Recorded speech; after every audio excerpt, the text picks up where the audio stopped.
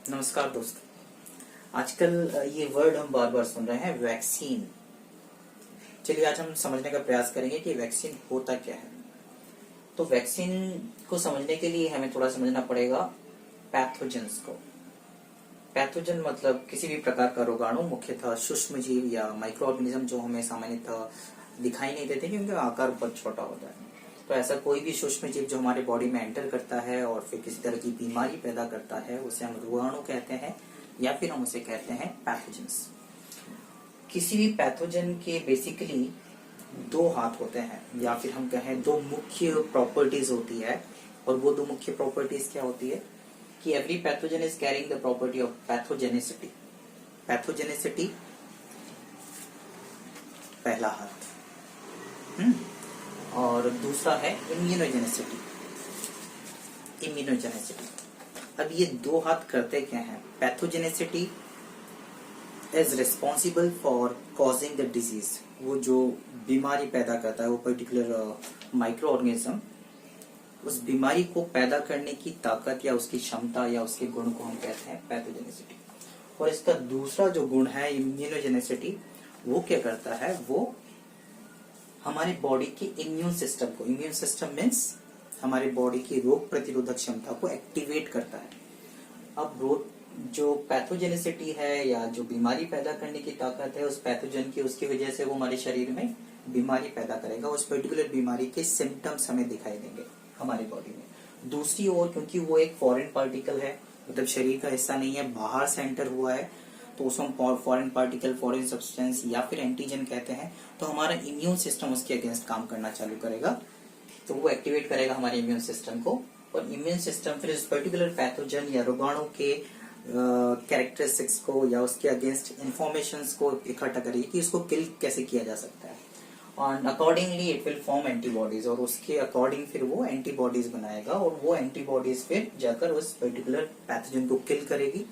लेकिन इसमें समय लगता है हमारे इम्यून सिस्टम को to gather the information about the pathogen and making the antibody and attacking on the particular pathogen. इसमें समय लगता है, जिसकी वजह से इस रोगाणु को समय मिल जाता है कि वो बीमारी को पैदा कर सके और अपनी संख्या को लगातार हमारे शरीर में बढ़ा सके, क्योंकि इनका रिप्रोडक्शन रेट भी काफी तीव्र होता है।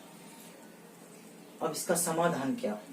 तो इसका समाधान ये है कि अगर किसी भी तरीके से अगर हम उसके पैथोजन वाले या पैथोजेनिसिटी वाले गुण को खत्म कर दें या उसके पैथोजन वाले हाथ को काट दें, तो अब उसके पास बचता है सिर्फ और सिर्फ इम्यूनोजेनिसिटी। मतलब वो हमारे बॉडी में सिर्फ इम्यून सिस्टम को एक्टिवेट कर पाएगा। उसके लिए हम क्या करते हैं कि हम उस पर्टिकुलर पैथोजन का एटीन्यूएटेड फॉर्म क्रिएट करते हैं। एटीन्यूएटेड फॉर्म मतलब डीएक्टिवेटेड फॉर्म, और या फिर मरी हुई अवस्था या किल्ड फॉर्म, डेड फॉर्म। तो जब हम ऐसा कोई एटीन्यूएटेड फॉर्म क्रिएट करते हैं तो उसमें पैथोजेनिसिटी खत्म हो जाती है, लेकिन अभी भी वो फॉरेन पार्टिकल है, बॉडी के बाहर का हिस्सा है। तो जब भी वो बॉडी में एंटर करेगा it will activate the immune system, और जैसे एक्टिवेट होगा इम्यून सिस्टम, वैसे ही हमारे इम्यून सिस्टम का प्रोसीडिंग होगा, उसके अगेंस्ट, उस पैथोजन के अगेंस्ट इंफॉर्मेशन इकट्ठा की जाएगी, एंटीबॉडीज तैयार की जाएगी और उसे किल किया जाएगा। एक तरह से हम हमारे बॉडी को पर्टिकुलर पैथोजन के अगेंस्ट एक डमी फाइट दे रहे हैं, जिससे वो अपने पास एंटीबॉडीज बना के रख सके, ताकि नेक्स्ट टाइम जब ये पैथोजन ओरिजिनल फॉर्म में विथ पैथोजेनिसिटी बॉडी में एंटर करे तो हमारे पास ऑलरेडी एंटीबॉडीज हो और हम उसको एंटर होते से किल कर सके। I hope you understood how this process is taking place. तो इस एटीन्यूएटेड फॉर्म को ही हम वैक्सीन कहते हैं, और इस एटीन्यूएटेड फॉर्म को ही हम बॉडी में एंटर करते हैं, उसे हम कहते हैं वैक्सीन।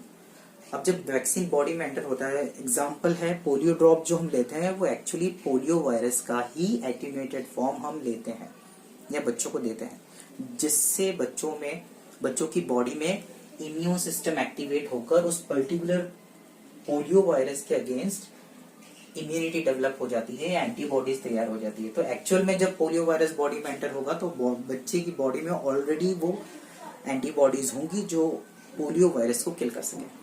और इस तरीके से इम्यून सिस्टम को डमी फाइट देकर उसको रियल फाइट के लिए हम तैयार करते हैं। Hopefully you understood the concept of vaccine. Thank you so much for listening me, for watching me. Hopefully we will come with more videos which will be beneficial for all of us. Thank you.